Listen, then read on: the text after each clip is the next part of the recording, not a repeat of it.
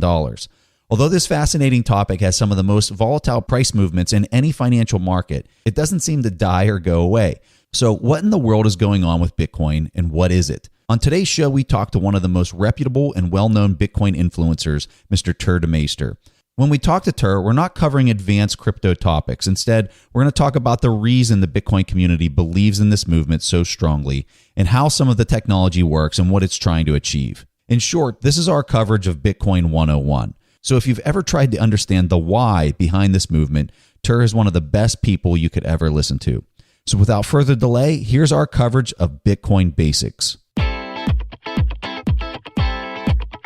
You are listening to The Investors Podcast, where we study the financial markets and read the books that influence self-made billionaires the most.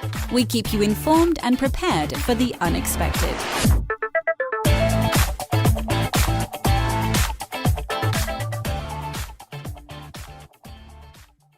This free episode of The Investors Podcast is brought to you by ZipRecruiter. Hiring is challenging. Preston and I have been looking for new hosts for new shows under the Investors Podcast Network, and we went through stacks of resumes and a confusing review process. There's one place you can go where hiring is simple, fast, and smart. A place where growing businesses connect to qualified candidates. That place is ZipRecruiter.com/investors. ZipRecruiter sends you jobs to over 100 of the web's leading job boards. But they don't stop there. ZipRecruiter is so effective that 4 out of 5 employers who post on ZipRecruiter get a quality candidate through the site within the first day. And right now, my listeners can try ZipRecruiter for free at this exclusive web address. ZipRecruiter.com/investors. That's ZipRecruiter.com/investors. ZipRecruiter.com/investors. ZipRecruiter, the smartest way to hire. All right, back to the show. Hey everyone, welcome to the Investors Podcast. I'm your host, Preston Pish, and as always, I'm accompanied by my co-host, Stig Brodersen. And I'll tell you, we are really pumped to have Tuur back on the show. Tuur, welcome back to the Investors Podcast. Always awesome to have you here. Hi, Preston. Hi, Stig. Good to be back.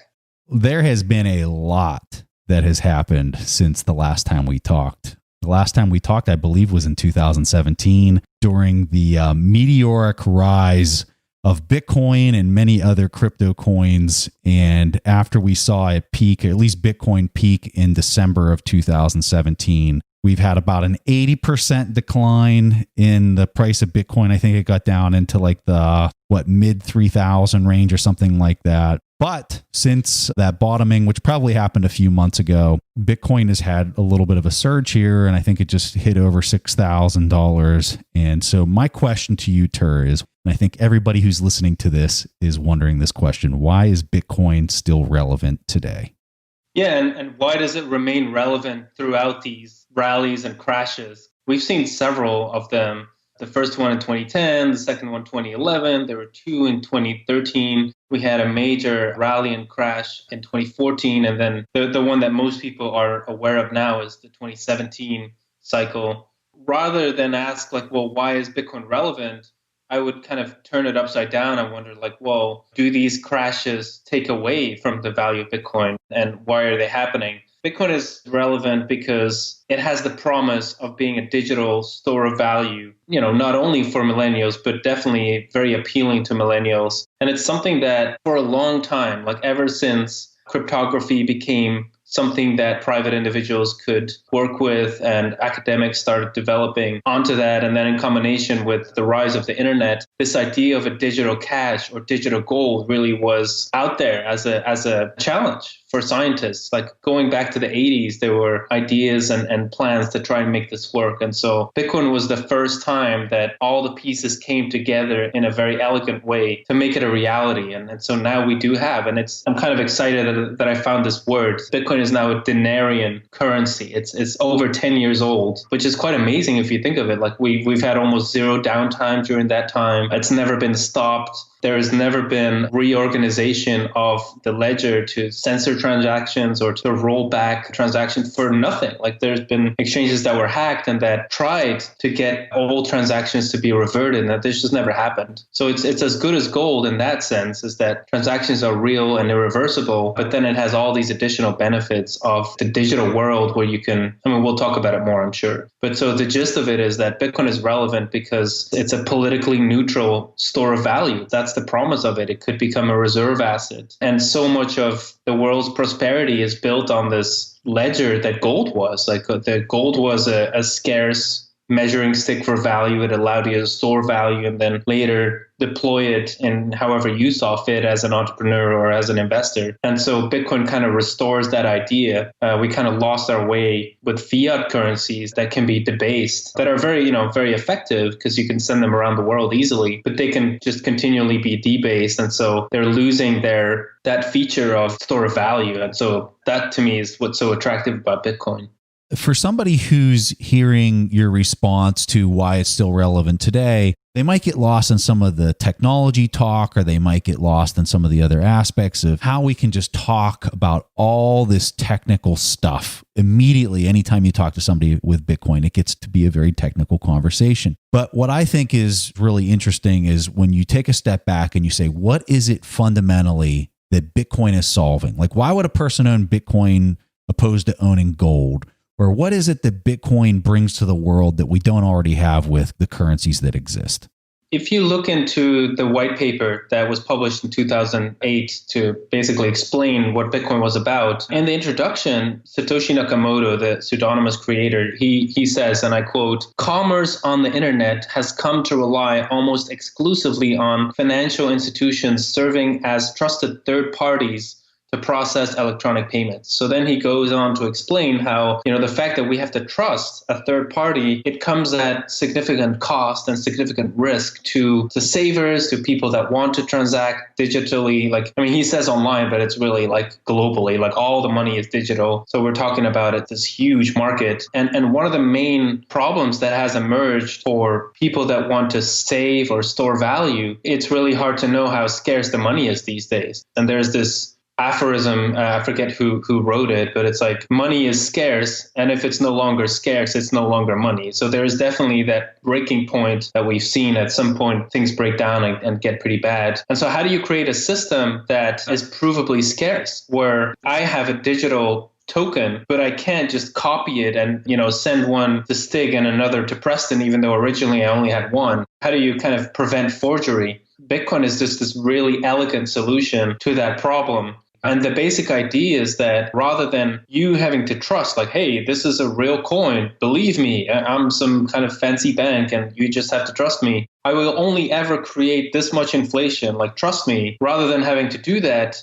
I can just look at the actual protocol and see the rules that are embedded in that. And then I can see how many computers in the world are choosing to run this protocol. And then when it comes to one Bitcoin, am I spending the same Bitcoin twice? How do I know what the valid transaction is? Because, presumably only the first time you spend it, that should be the valid time. The second time you've already spent it, so it's no longer in your wallet. And the way you can verify that is by looking at the ledger that has the most accumulated work embedded into it. It's something that seems wasteful on the surface, actually serves a very deep purpose that has to do with security and not having to actually trust an authority. Tuur, it's interesting you would say that. And for a person that hears this and might not have a background in computer science or understand programming, you say that you can look at the protocol to verify the system and build a trust in the system. But most people, including myself, would have no idea how to do that. And we're probably not looking to spend the time learning how to do that. How should we think about all of this? Yeah, that's a great question. And I'm not a computer programmer either, so I definitely had to ask myself that question.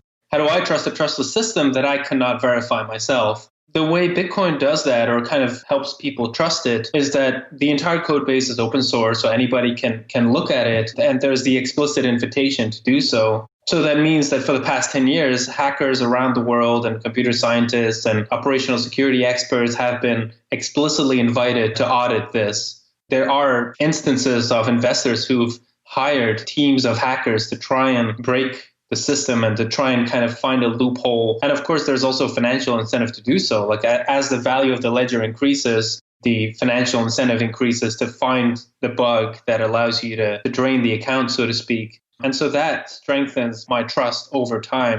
And it's like that with a lot of things in life where, how do you trust the internet works? Well, you use it every day, but there's also, you rely on certain proxies. How do you know that this gold coin is real? You can pay someone who's an expert that can really verify it. The fact that it's out there and it's open source, it's kind of it's an invitation to the world like, hey, I'm the champion, like, beat me up if you can. Right now, you could call it a $100 billion bug bounty on Bitcoin. Like, hey, if you can crack this, here's the bounty, right? It's right here, just get it.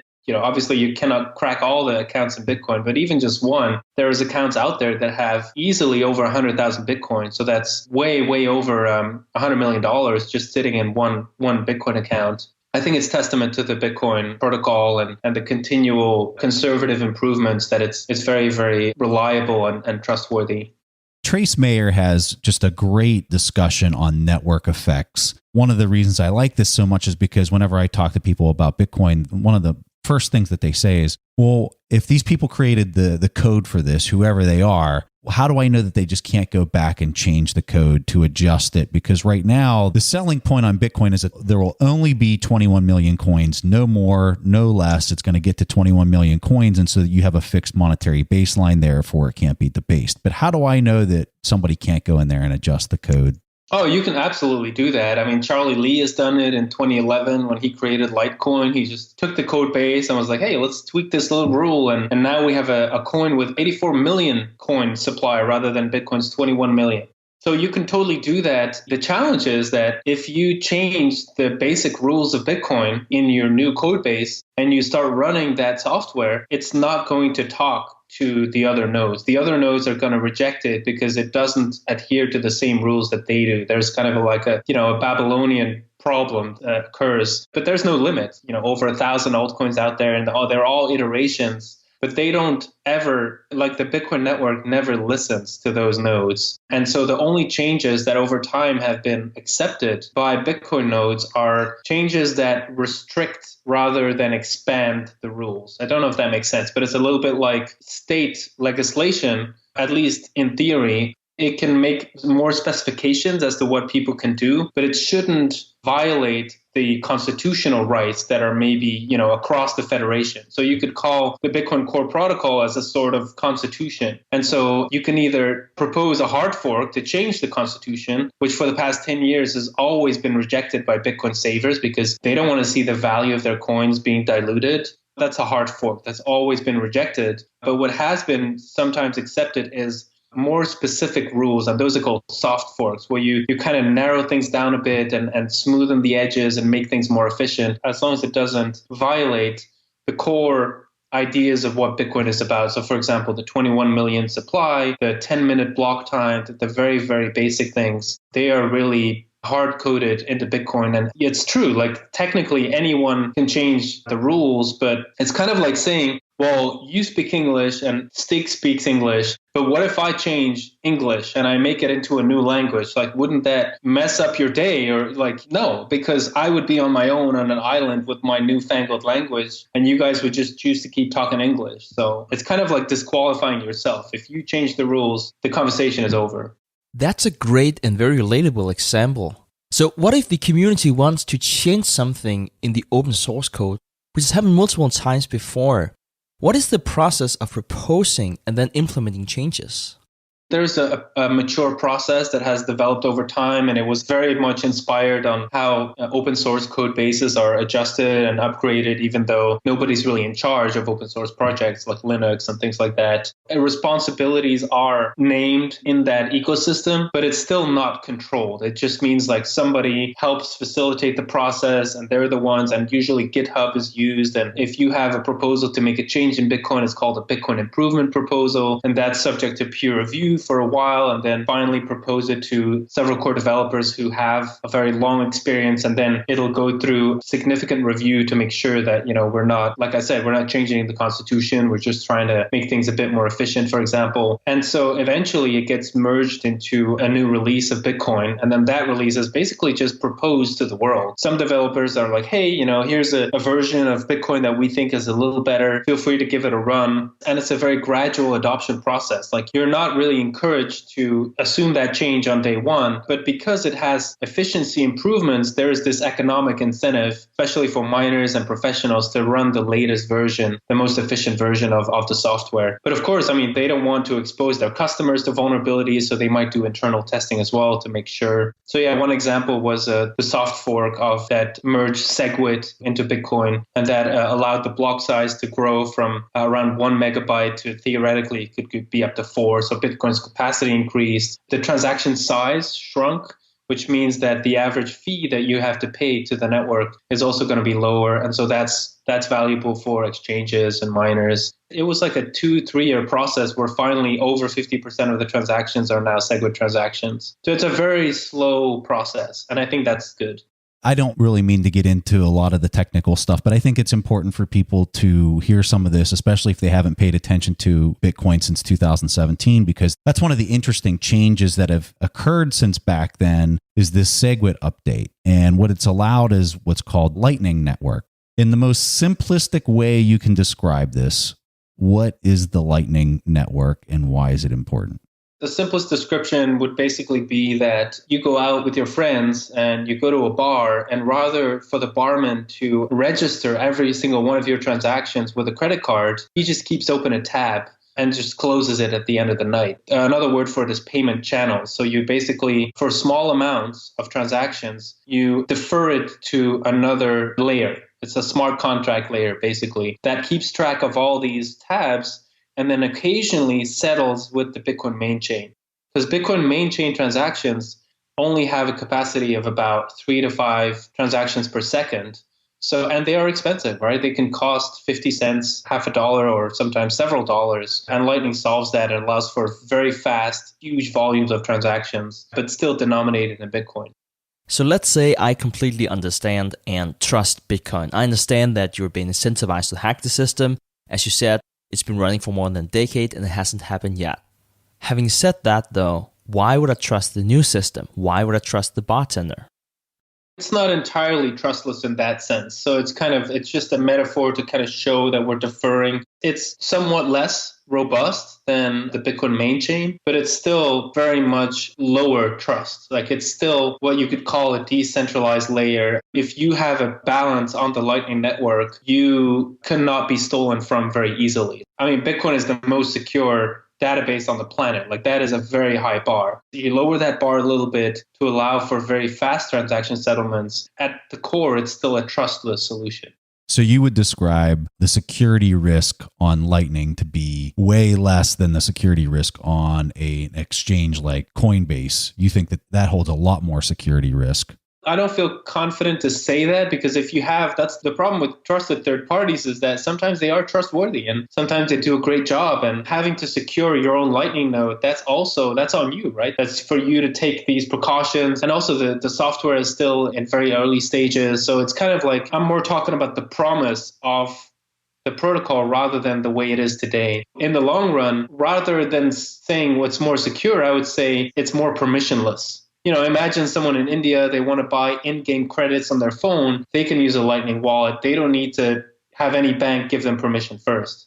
So let's say that I'm worried about the debasement of my currency. I might live in, say, Turkey, and I'm considering whether or not I should hold gold or I should hold Bitcoin, perhaps both of them, because they have the same argument about a predictable and fixed monetary baseline. How do you think through what I should own in my portfolio in that case?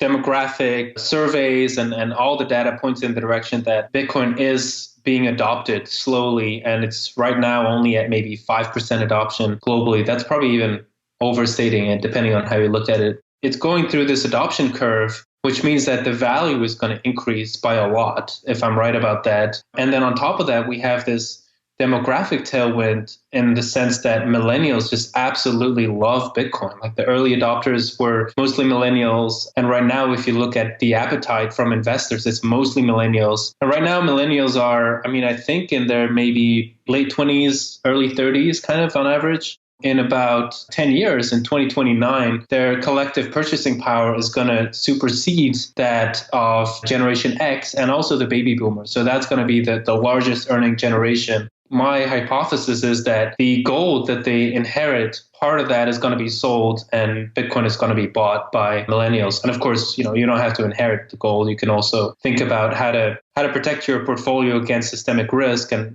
that's when gold and other liquid assets with low third-party risk come into play. So that would be my case for why you want to own some Bitcoin, is that it's going to complement gold. And maybe we'll talk about this more, but Bitcoin has a lot more functionality, literally, technical functionality than gold. It really can become the internet of money because it's natively digital. And that makes a big difference versus gold. If you want to make gold part of the digital world, you have to then build a gold bank. And then all of a sudden you're talking about trusted third parties again.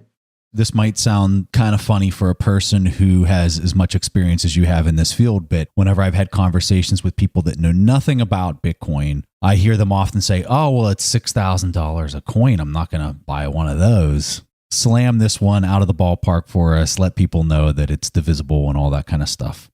Yeah, so saying one Bitcoin is too expensive because it's $6,000 today, that's kind of the equivalent of saying, one 400-ounce ingot of gold is too expensive because it's over $500,000 today. Like that is kind of going past the fact that we're talking about a fungible good. It's almost infinitely divisible. So you can just as much, buy 0.01 Bitcoin. It doesn't matter. You're still claiming a bit of real estate on Bitcoin Island, right? Bitcoin Island is 21 million coins, whatever that surface is, you claim your stake, and it doesn't really matter how small that is. It doesn't have to be a one coin stake. So I can go out and buy 0.007 Bitcoins if I want.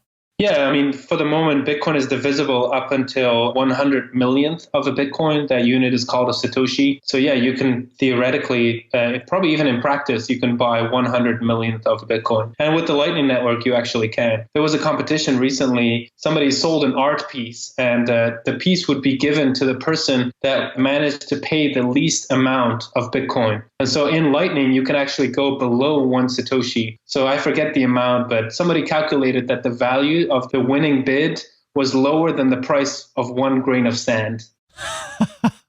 I don't even know how that would be possible if the protocol set up for, 10 to the negative eighth units you can go down to. So how in the world can you do that on Lightning that you go below it? Well, it's kind of like it's the same thing with the tabs, right? You can, even though you have a 1 cent coin in your wallet and that's supposedly the lowest denominator, the bartender can agree to keep a tab for a lower amount. Yeah, that makes sense. Oh, that's cool. Another question that is often asked to Preston and me, and I'm sure you hear that a lot too, Tuur, is that why Bitcoin? There's so many other coins out there. How do we know that Bitcoin is the coin that will prevail and maintain the position as the top currency in terms of market cap? I would be hypocritical if I said, oh, just trust me, it's Bitcoin.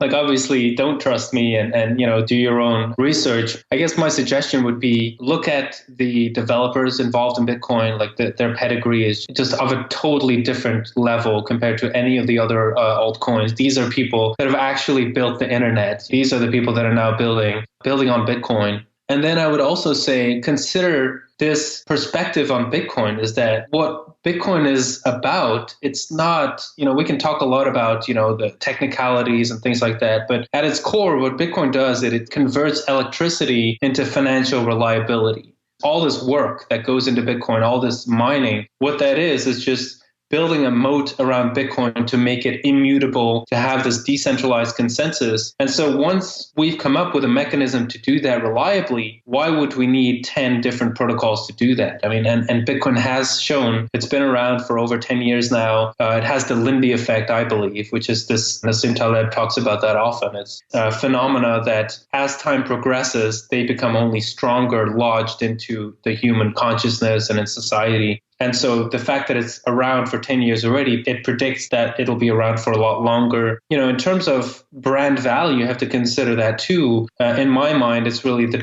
.com of the space compared to .org, .net, .ru. Like, there is no physical reason why .com domain names are 80% of the entire domain name market, and why the value of, for example, pizza.com or investing.com is going to be literally 100x that of the next domain name at times, or at least 10 times higher. And the reason that it does have a higher value is kind of a self-fulfilling prophecy. It's just that if you buy a .com domain name, it signals to the world that you are making a long-term investment, you believe in your business, that you're not just going to go for a quick scam. And so I believe it's similar in Bitcoin, whereas the actual protocol may be only a little bit different from the next altcoin. The fact that Bitcoin has kept its integrity for 10 years, has not changed its rules, has the largest by far, I would have to look up the percentages, but probably around 90% of the electricity in the world that's used for mining coins is going to Bitcoin. It's definitely above 70%. And so it has that huge firewall around it. The fact that it's slow to change is actually its core virtue, is the fact that you can rely on it. So it's almost like an element on the periodic table where it has these features that are just never going to change. And that's what will allow the world to build on it. Those would be some suggestions of areas for people to look in. And then finally, maybe also consider, if people talk about features and say, oh, but this coin has that feature that Bitcoin doesn't, consider that digital protocols are developed in layers. So you start with a core basic bottom layer that has one feature, and then new layers are added on top of that in a stack. So people talk, for example, about the internet protocol stack, like TCP/IP is only a part of that. And so the same with Bitcoin. If the core protocol is reliable, then you can reliably build new layers on top of it. And that's what's happening with the Lightning Network, with these federated sidechains and other things that are happening. All those features that people are saying, oh, but my altcoin has that, that's all going to come to Bitcoin. It just needs some time. And that's something that the market is learning, is that it's an incredibly rich ecosystem, and we don't need to invent a new Bitcoin to have, the next fancy feature, because it can be embedded in higher layers. So Bitcoin's a protocol. And for people that are not computer science majors, when you say TCP/IP and you're talking about the protocol layer that the internet runs on, and Bitcoin is a protocol, help a person understand what a protocol is. Yeah, a protocol basically is just a way of doing things. The fact that all around the world we use similar shipping containers, you could call that a protocol. It's just a universally accepted standard way of doing things. And that's what sets apart a unique design, such as, this architect's building my home uniquely for me. That's what sets that apart from a protocol, which is going to be universally. It's almost like a language is a protocol too, right? The fact that we're talking English, even though we're probably sitting on different continents right now, it allows us to move information around. The same with these shipping containers. It's one piece, one element of the entire supply chain of the world, but it's important. The fact that it is so uniform and reliable. So that's the interesting thing about protocols, is that sometimes their inertia and their immutability and that is sometimes really the strength of it. Like, the fact that very simple things like bolts are uniform around the world, or just so many examples of that. So that to me is the intuitive way to think about protocols. So let's shift gears here. Tuur, back in 2017, when you had the huge surge in the price of Bitcoin, the vast majority of the investment banks and other big financial players did not allow people to purchase Bitcoin through their platforms. A lot has happened since then. What is the most important development over the past 2 years for the Bitcoin community? We're making incredible inroads in that sense. I call it Bitcoin's financialization, where more and more wrappers are built around it, more financial institutions are integrating it into their operations. Yeah, so 2017 was a very modest start. We had LedgerX with their physically settled Bitcoin futures, CME, also a Bitcoin futures product. So that was a big announcement. And then it took until 2018 until ICE, the company that owns the New York Stock Exchange, they announced a data product that was related to cryptocurrencies, and then also a Bitcoin futures platform that's called Backed. So that's going to go live later this year. 2018 was also the year where where Goldman Sachs invested in cryptocurrency custodians. We also had TD Ameritrade backing a Bitcoin futures platform. This year really is quite stunning. I mean, we have Fidelity of all players, like $7 trillion in assets under management. They have already soft launched digital custody. So they are becoming a Bitcoin custodian. The NASDAQ is launching Bitcoin futures. Northern Trust is going to provide cryptocurrency custody probably also this year. So, I mean, these are the on-ramps that large institutions need. They also need Bitcoin insurance, so that's also coming. Traders, they need more sophisticated products, which is, exactly what's being provided. This is huge. This is really, really huge. And it's happening in the bear market. The fact that these on-ramps are going live despite the price being down 70% really shows that there's long-term commitment from these very large institutions. Let's take a quick break and hear from today's sponsor. Whether you're looking for some side cash or steady income, hosting on Airbnb might just be the best investment you haven't made yet. You shouldn't worry about your property, as Airbnb offers a host guarantee. Remember, it's free to list your home, and you are, of course, the boss when you host on Airbnb. Host when you want, how you want, list one bedroom or the entire place. It's all up to you. You're in control. Availability, prices, house rules, guest interactions, all your decisions. Airbnb helps keep you protected with a team available 24/7 to help with any issues, whether that's rebooking assistance, refunds, or the $1 million host guarantee. For listeners of the Investors Podcast, go to airbnb.com/TIP to start hosting, and you receive a $100 Amazon gift card if you generate $500 in booking value by May 30th. Terms and conditions apply. Again, receive a $100 Amazon gift card if you generate $500 in booking value by May 30th by going to airbnb.com/TIP and start hosting. Do you know what one of the worst sounds in the world is? It's your alarm clock after you haven't got enough sleep. No matter how much you love that song on your phone, when it wakes you up in the morning, you just want it to stop. Now, imagine this scenario. The surface temperature of the bed gradually adjusts to wake you up gently and naturally without the sound of an alarm. You wake up rested and alert. And this isn't science fiction. This is the new Pod by 8 Sleep. The Pod by 8 Sleep is a high-tech bed designed specifically to help you achieve optimal sleep readiness. And there's a reason why Time magazine calls 8 one of the best inventions of the last year. It combines dynamic temperature regulation and sleep tracking to enhance your rest and recovery. It learns your sleep habits and adjusts the temperature automatically. So what that means is if you like a bed cool, your partner likes the bed warm, now you can have both at the same time in a cozy and comfortable bed, and no more alarm clocks. So try out the Pod for 100 nights, and if you don't like it, they'll refund you your purchase and arrange for a free pickup. They've already sold out of their first 2 batches, and they're going really fast. For a limited time, get $150 off your purchase when you go to 8sleep.com/investor. That's $150 off your free shipping at 8sleep.com/investor. All right, back to the show. So for a person that's looking at this with maybe a skeptical point of view, they're saying, oh, this sounds great, but I can't go to the store. I can't go to the mall. I can't go to the gas station and buy something with Bitcoin. So how is that potentially changing in the future? When am I going to be able to pull out a card and swipe it and pay with Bitcoin? I think, unfortunately, in the early years of Bitcoin, it was very often promoted as e-commerce. Like, this is the new e-commerce currency, and a lot of Silicon Valley startups, they started excitingly building payment systems on Bitcoin, and it was just too early. It's only the Lightning Network that allows for these fast payments. Before that, we basically had a very clunky system that's way worse than PayPal, like much slower, maybe more reliable, but definitely not as performant as PayPal or let alone Swift or something. So I think it was kind of putting the cart before the horse, trying to expect of Bitcoin to be a payment network. But what we have seen is this massive growth in reliability and usability of the core features of Bitcoin, which is, the digital gold idea, reliable custody. There's so many better hardware wallets out there now. So you can really be your own bank. For Bitcoin to become attractive as a payment currency, it has to grow more on the ladder of growing into becoming a money. People often say, well, money has 4 features.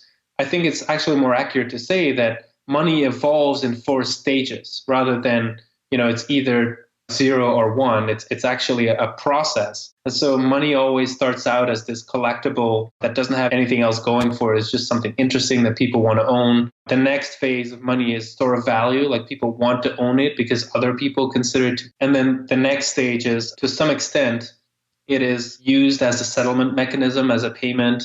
And then the final stage is unit of account. It's just basically it's so embedded, it's so universal that people think in it. Like it's like language, right? It's like that's the final stage of language is if you speak it. And so to me, people paying in Bitcoin and thinking in Bitcoin, that's really whatever you imagine the potential future of Bitcoin, that would be the final stage. That's what Jack Dorsey is talking about of like, this is the currency of the internet. Like that is going to be that last stage. So I would say, don't get distracted by critics who lambast it for not a lot of stores are accepting it or something. I would say look at how many family offices own it. Like Fidelity did a survey recently, 22% of their family offices own it and funds. Out of the 400 that they surveyed, 50% of them said that they plan to own it. So these are the numbers that matter in my opinion. Like, is it used and seen as a store of value around the world? You had billionaires like Mark Zuckerberg of Facebook and Jack Dorsey of Twitter and Square who are really into cryptocurrencies. And specifically for the two of them, talk to us about the idea of decentralized applications that has crypto coin tethered into the protocol layer. Yeah, it's really interesting that you mentioned Jack Dorsey and Mark Zuckerberg because to me, they represent kind of opposite sides of a spectrum. And you're right. I mean, they both want to be involved in what we call the cryptocurrency space. So Jack Dorsey, he's very explicit about being a Bitcoin believer and wanting to help Bitcoin become a standard and integrate Bitcoin with, obviously, eventually Twitter, but for now it's Cash App. That's about 7 million users. It's actually one of the best places to buy Bitcoin. I think they have a $10,000 limit, weekly limit or something like that. That's on the one hand. And then on the other hand, there's Mark Zuckerberg, who has hired this team, a lot of which comes apparently from PayPal, to create what I believe basically a digital token backed by dollars. So what's called a stable coin. And then the idea is that a little bit like China, really, where people bank and transact often through their social media accounts. I think the idea is that people are going to use Facebook for financial transactions between friends and maybe even have your employer pay you using Facebook and things like that. But so to me, that just means that Zuckerberg is trying to market share away from banks and financial processors. It doesn't really mean that he's competing with Bitcoin. Like this is just something internal, something that already was happening, the whole fintech evolution of startups that are trying to be and often succeeding in being more efficient and cheaper than banks. That to me is very different than a Jack Dorsey who's saying this open source protocol, I love it. I just want to integrate with it as much as possible. I think that is a lot more bold, to be honest, than what Facebook is talking about. It's a bit unfair to say that Facebook is going into cryptocurrencies. Like that is a bit weird to me because it's like Amazon already has a dollar-backed token. Like you can buy Amazon coins and they're just almost one-to-one trade for dollars. And then you can buy things on Amazon with that or gift it to people. Like it's kind of old wine in new bags, I think, which doesn't mean that it could become big like Apple Pay or something like that. But it's much more fintech than cryptocurrency. Tuur, for people who are listening to this and they're saying, hey, you know what? This interests me. I'm going to learn some more about it, whatnot. I think the number one thing that would be on that person's mind would be, how are you valuing Bitcoin today? Like, how are you coming up with a value for this currency that has never been done before? Talk us through how you think about that. For several years, I did not understand when people asked me this, like investors, they're like, how do you value Bitcoin? I'm like, what do you mean? Like, obviously it has value because it could disrupt all these markets, but that's not what they mean. They mean relative to its current adoption, is the Bitcoin price overvalued or is it undervalued? Is it higher than it should be or lower? And then, yeah, we really invested a lot of time trying to come up with a good answer. To me, the way to value Bitcoin is you first identify what its core use is, and then you try and measure that activity. You look at how the price evolves relative to that activity. And so to me, the core use case of Bitcoin is saving. It sounds a bit weird because it sounds so passive, but really, I mean, Bitcoiners call it hodling. Like you just hold your Bitcoin And the idea is that it's a store of value. It's serving you every day by being liquid. You have that optionality of being able to sell it every day. The very, very cool thing about the Bitcoin blockchain is its transparency. Not that you can see all the identities of who's using it, but what you can see is the age of the transaction. So you can see how long people have been holding on to their coins or how briefly. And so it's a little bit like, imagine if you could, in the gold world, if you could identify very large amounts of gold after being immobile for, say, 100 years, if a very large amount of gold all of a sudden started moving, well, that should mean something. That's a significant event. And you can aggregate those things, and we have a measure that we call liveliness. You can see the extent to which Bitcoin is being meaningfully used as a savings settlement platform. So we have one measure derived from that we call unrealized profit and losses. So that's basically the aggregate amount of unrealized gains or losses. We can track that over time. And so then we can start identifying the sentiment of the market. If there's, for example, in late 2017, we had huge unrealized profits. All these investors had basically paper profits. And then finally, as the market declined, we had a capitulation in November 2018, during which that unrealized profit turned into an unrealized loss. And that was really painful, and it was very palpable in the sentiment in the market. So that's one measure. And then the other one, of course, there's many others, but those are the two main ones that we lean on. It's what we call hodler net position change. It answers the questions, are Bitcoin whales in the aggregate, are they accumulating more Bitcoin? Are they saving? Or are they dissaving and moving and selling their coins? Using that, we can identify periods of overvaluation and then also capitulation. And then right now, we believe we are in accumulation. We think this is the accumulation phase. It's the last phase of the bear market. Maybe you can link to this, but we put out a report that's called Bitcoin in Heavy Accumulation, where we make this case is that the bottom is likely in, and we're currently trading in a range between 3,000 and 6,500. And once we break out of that, that's going to be the start of the next bull market. Very interesting, and we'll definitely link to a report Bitcoin in Heavy Accumulation in our show notes. For us, primarily looking at the stock market, it looks very, very volatile to look at Bitcoin. This recent 80% drop you saw from 2017 to the end of 2018, it's not as unprecedented as many people might think. If you do follow Bitcoin, this is more the rule than the exception.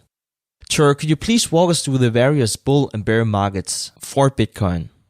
So we actually have a drawdown analysis in our report as well, where we kind of put it all together in a table. I'm reading from it right now. The numbers are actually much higher than what you suggest. Measuring a bull cycle, you're starting from the bottom of the previous cycle, not from the previous top necessarily. So for example, the percentage gain of the first one is almost incalculable. It's based on what we saw, it was almost 1,000,000%, just because Bitcoin hardly had a price early on. But then in the second bull market, which ended in late 2013, there the percentage gain was 51,000%. And then in the most recent bull market, which ended in late 2017, the total gain was 9,500% from the bottom. And it bottomed at about $150. So yeah, we went all the way up to close to 20,000. But what's interesting about these drawdowns is that they become more shallow. And just like you heard, the percentage gains, even though they're obviously astronomical, they do lower over time. And we see the same thing with the drawdowns. They also become more shallow. And that, to me, is a sign of this maturation process, is that, yes, Bitcoin is cyclical. But if you think of it, all commodities have cycles. Oil has cycles, copper, gold. What I think is happening is that Bitcoin is slowly maturing into a full-fledged commodity with these very long cycles. And so the amount of days per cycle has increased in Bitcoin, and the downturns are becoming more shallow. So, for example, the first crash of Bitcoin in 2011 produced a downturn of 92%. Second bear market, we had a drawdown of 85%, and the most recent one was 84%, which is very close, of course, to the last one. I think this ICO mania, the mania of 2017, I think that pushed prices higher than they would have gone if it was just Bitcoin, kind of boring Bitcoin, quote unquote. And so I think the drawdown would have been less. Very fascinating. Anything else that you think would be pertinent for a person who really doesn't know a lot about this field And I guess I call it a field because it encompasses so many different aspects of currency to network effects to encryption. And I mean, you could just go on all the things that this movement kind of has going on. What do you think you would say to a person who's never looked into this before? What would you say to them? I would suggest to buy an insignificant amount of Bitcoin. I'm not even talking about an investment. You just buy a very little bit. And what it tends to do is that it becomes something on your radar and you kind of follow it a bit more and you become more interested just because it's a really interesting experience to actually have Bitcoin on your phone, for example. It's like this weird thing, like all of a sudden I have something on my phone that I can send anywhere in the world to you, to anyone without somebody in the middle, like without counterparties. It's a really powerful experience. So I think that would probably help people understand where some of this passion comes from. Because I think it's pretty clear that there's just lots of passion, you could say zealotry even in the Bitcoin space. What's the biggest risk an investor in Bitcoin faces today? In my opinion, the biggest risk that an investor faces in the Bitcoin space today is counterparty risk. So it means that you store your Bitcoin with a custodian, with an exchange, and then they get hacked. And there is no FDIC insurance, there's no bailouts, it's gone. Like that is the biggest risk. And that has scared people in the past and it will continue to scare people. And it's just the flip side of the coin of Bitcoin where you create a trustless system that has no central banks. And that also means that you have to take responsibility and think about how to store your coins. If my mom was listening to this, she'd say, well, Tuur, you just said that it can't be hacked. So go into the difference between the protocol getting hacked and an exchange, just so they kind of understand what you mean by third-party risk. It's the analogy of gold banks in the 19th century and before. Like, the fact that gold is a reliable store of value, it doesn't mean that you cannot lose your gold if your local bank gets robbed. All right. So, Tuur, I just want to give you the opportunity because you pump out some just incredible content. You're writing, anytime you post an article, also your Twitter feed is just incredible. Where can people find you if they want to learn more about you? I would say just Google my name. The first result is my Twitter page. And then I have a sticky tweet on top of that. I don't think you even need a Twitter account to see that. That links to our latest report. It's 15 pages. It's been read over 20,000 times around the world. And we can see where the downloads come from. So it's so fun to see these extremely remote places in Africa and beyond, like people are reading it. And we really put a lot of effort into it. It's like several months. It's widely circulated in institutional circles as well. We just love having you on the show. And the reason we love having you here is because you are so balanced in your perspective on how you see things in this space. And we just look forward to the next time that we invite you to come back and have another conversation. And if things go the way it's looking, it might be sooner rather than later, because I'm sure if the price continues to go up, there's going to be a lot of people interested in this to learn more. So thank you for your time today. Always a pleasure. Thanks so much, guys. All right, guys, that was all the press that I had for this week's episode of the Investors Podcast. We see each other again next week. Thanks for listening to TIP. To access the show notes, courses, or forums, go to theinvestorspodcast.com. To get your questions played on the show, go to asktheinvestors.com and win a free subscription to any of our courses on TIP Academy. This show is for entertainment purposes only. Before making investment decisions, consult a professional. This show is copyrighted by the TIP Network. Written permission must be granted before syndication or rebroadcasting.